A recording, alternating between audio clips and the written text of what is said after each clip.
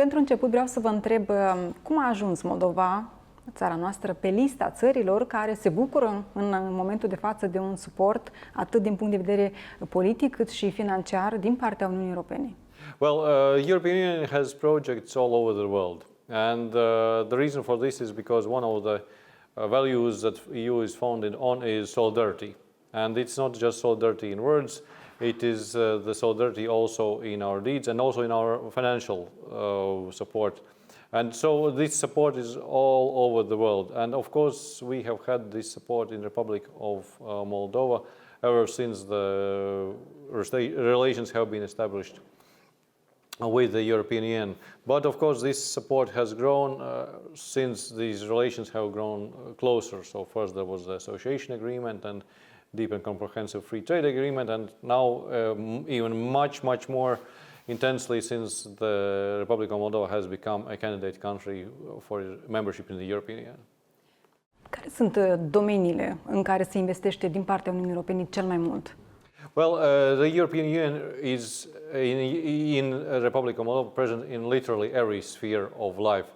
So ranging from the infrastructure to the installation of schools and kindergartens, to improving the quality of water and sanitation in towns and villages across the town, to modern lighting, to support to independent media, to support to business entrepreneurs, women entrepreneurs, young entrepreneurs, to support on both banks of the Nostru river, to build the confidence between the people on both banks. So this list could go on and on. Our latest area where we have not been active in the past is the area of security and defense. And now already for several years we also have a very strong presence there. In fact, Republic of Moldova is the country that is the second biggest recipient of our support in security and defense after Ukraine. Și de ce anume aceste domenii? Well, the areas are determined largely both our values and also by the needs of Republic of Moldova.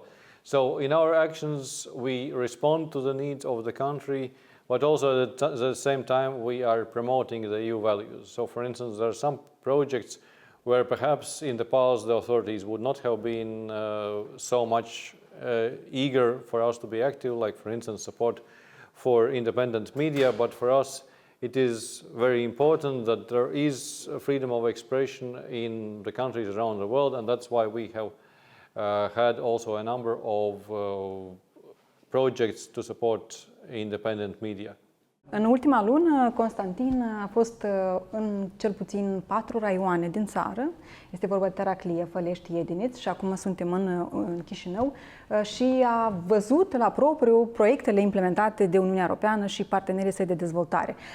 Constantin, zi-mi, te rog, pe scurt, iată, care a fost impresia ta când ai făcut cunoștință cu aceste proiecte, le-ai văzut implementate și cum oamenii reacționează atunci când află că sunt susținute de Uniunea Europeană și partenerii săi de dezvoltare? Păi, Veronica, dacă ar fi să încep cu partea de sud a Moldovei, pentru că acolo am început noi periplul ăsta, am fost în Taraclia și, spre surprinderea mea, acolo majoritatea proiectelor, chiar dacă aveau o parte și de la Uniunea Europeană, majoritatea erau finanțate prin programul de dezvoltare al statului bulgar. Iar acolo oamenii cumva evitau să vorbească, evitau să spună că sunt finanțări ale Uniunii Europene. Nu făceau asociere. Și nu făceau asociere cu Uniunea Europeană, ci preferau să spună că sunt investiții ale statului bulgar.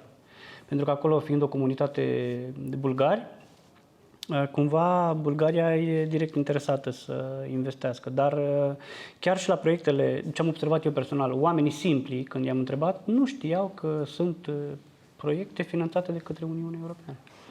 Cum să facem ca proiectele finanțate de Uniunea Europeană și partenerii săi de dezvoltare să fie mai vizibile și cunoscute beneficiarilor direcți? Cum credeți că ar trebui de spus oamenilor că cine sunt cei care stau în spatele proiectelor și finanțează?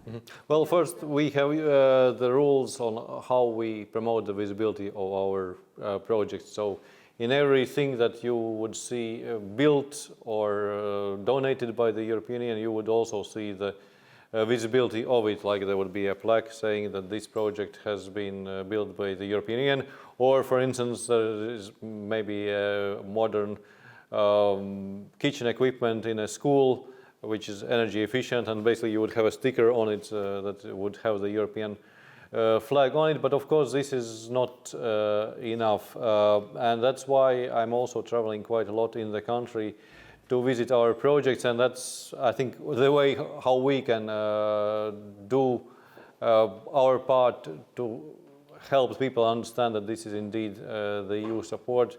So for these projects we have unveiling events, or we have just visits to the different EU projects with the participation of the Moldovan media, so that it's also better known. But this is one of the areas that is a challenging one, because sometimes we hear that even some of those disinformation campaigns try to say that, well, in fact, that is money coming from Russia. It just says that it's... Especially in the south of Republic. Yes, so basically that's also part of our work to debunk these myths about the European Union. Because I think there is also a good side to it, because everybody understands that these are good things that are happening, and that they try to claim credit for something that we have done.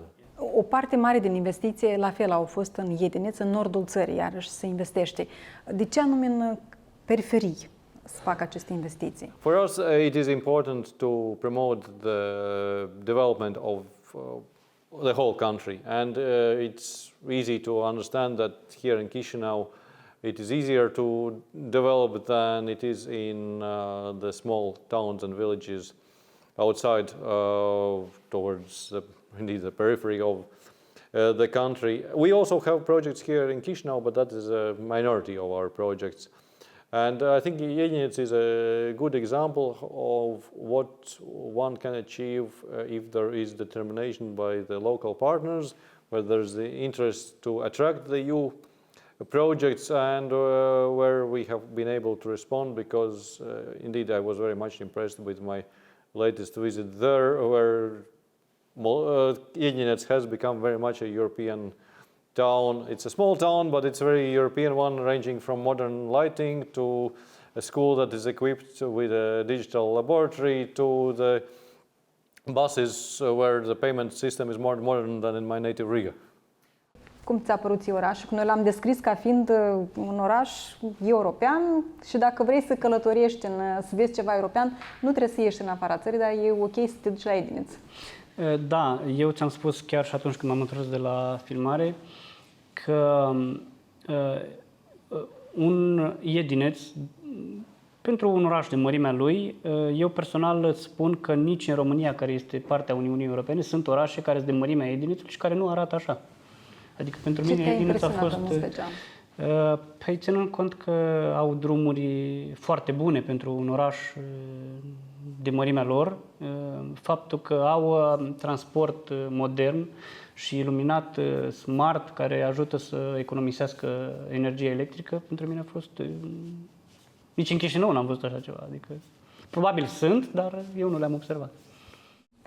De ce este important pentru Uniunea Europeană să susțină Moldova cu astfel de proiecte? Okay, I think there's two elements to this. One is, as I said, it's the element of solidarity, because we were supporting the Republic of Moldova when the government was pro-European, wasn't pro-European, because for us it is about supporting the citizens of the country, and not, as I was explaining, not only the near neighbors of Europe, but also faraway countries. But the other side, of course, is the fact that now you are in this new situation when the Republic of Moldova is a candidate country. So there's even more motivation for us, because we are basically helping a future member state to prepare itself for the day when it will have all the rights and obligations of a EU member state, which means that it needs to be capable of being able to deliver the same kind of services for its citizens as all the other EU member states, and also that we would not have questions whether that country is as democratic and as rules-based as the other countries in the European Union. Dacă ar fi să facem o totalizare a investițiilor făcute de Uniunea Europeană de la începuturi și până în prezent, e posibil de aflat suma exactă a acestor investiții? In fact, this is a mission impossible because every year, even sometimes it's every month, there is some addition of additional projects, and some of those projects are run locally through the EU delegation. Some of them are run from the headquarters in Brussels. So it is, and some of it is not directly coming to the Republic of Moldova as support for the country's officials, but for instance supporting the Frontex border guards who are just receiving salary from the European Union. But of course they are helping the Moldovan border guards and customs officials on your borders with Romania and Ukraine. So there are some things which we can calculate easier. One thing is the total value of our projects on a given year. And usually that support was in the range between 40 million and 60 million a year. But in the latest years, this volume has more or less doubled. But on top of that, what we have had in the past 2 years is the support that we have provided in the context of the many crises that Moldova was facing. And that support amounts to almost 1.2 billion euros. So this is, of course, unprecedented amount for our cooperation with Moldova. Dacă ar fi în anii viitori, iată, vor continua proiectele și dacă e deja stabilit pe care zone și domenii se va concentra Uniunea Europeană? I think this will largely continue among all areas that we have been working, because for us it is important to see that the country develops across all areas. There will be certainly some lead areas, like for instance one such area is anything that is related to energy, be it renewable energies, sustainable energy, the transition to green energy, because this we have seen in the past 2 years how important it is for the country to have stable sources of energy and reduce the vulnerabilities from external pressures. So that's why we have in the pipeline also projects in the future which are about solar, about wind, about insulation of the buildings, about green energy. So this is one of the areas that I would highlight. Another one is the security domain, because it is a new area, so there we are supporting of what the country needs to invest in, where it hasn't been investing for literally for decades. But of course we need to work also on the economy side of it, because we have a rather important program for ODA, for the small and medium-sized enterprises. And for next year we are planning to expand our cooperation in the field of agriculture, because this year we saw the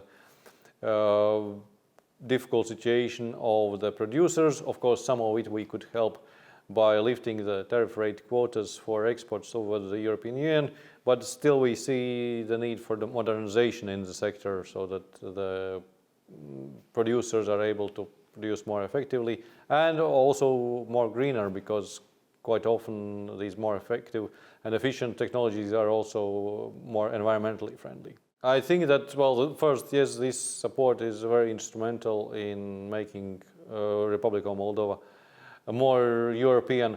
Whether that would lead to Republic of Moldova becoming a EU member state by 2030, it's too early to say, because this will be in the hands of the Moldovan voters, because indeed it's 2030 is really ambitious plan.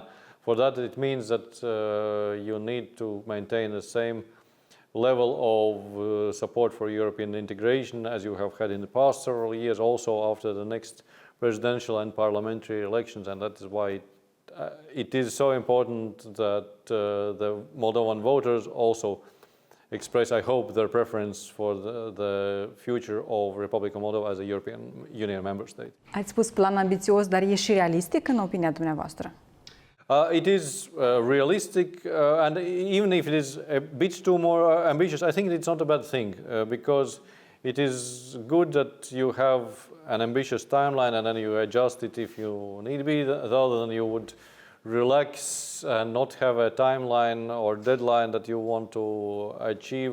So I'm very much supportive of having a deadline, while at the same time cautioning that for us, quality over speed, which means that in all the reforms we need not only to tick off the boxes that something has been changed, but that these changes are really thought over, that they are internalized, that there are in place the institutions that would be implementing those reforms, and after they have been carried out also doing the follow-up. So it is quite an ambitious task.